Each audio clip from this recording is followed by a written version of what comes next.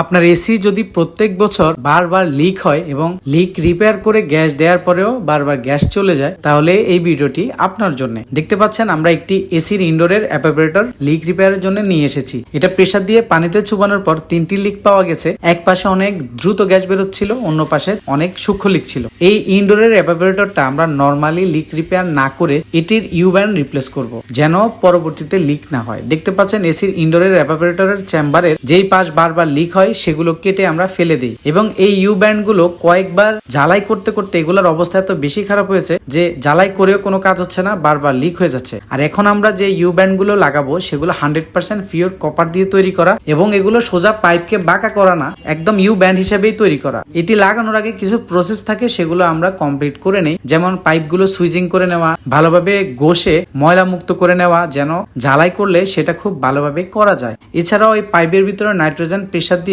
সবগুলো ধুলাবালি বের করা। ইউ ব্যান্ড গুলো জায়গা মতো সুন্দরভাবে সেট আপ করে সেগুলো খুব দক্ষতার সাথে ওয়েল্ডিং করে ঝালাই কমপ্লিট করে সুনিশ্চিত হওয়া যে আর কোনোভাবে লিক হচ্ছে কিনা। এই কাজটা খুব ভালোভাবে করতে হয় যেন এই এসিটি পরবর্তী 5-7 বছরে কোনো ধরনের লিক না হয়। এরকমের কাজের জন্য যোগাযোগ করতে পারেন আমাদের সাথে। আমরা সারা ঢাকায় হোম সার্ভিসের মাধ্যমে এসির যাবতীয় রিপেয়ার এবং সার্ভিসিং এর কাজ করে থাকি, কিংবা এসির যে কোনো তথ্যের জন্য যোগাযোগ করতে পারেন আমাদের সাথে।